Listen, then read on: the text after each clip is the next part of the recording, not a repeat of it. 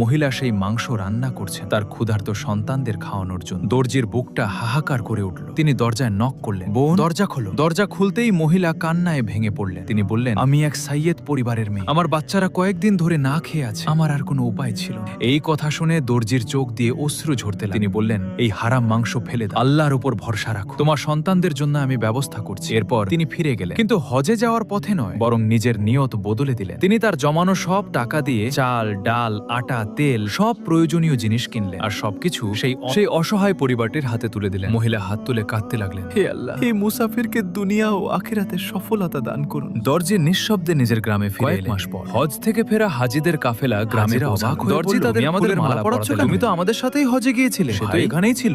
না, গ্রামের লোকেরা বলল, সে হজে যায়নি। হাজিরা বলল, আমরা তাকে হজের প্রতিটি মাকামে দেখেছি, প্রতিটি রুকুনে তাকে দোয়া করতে দেখেছি।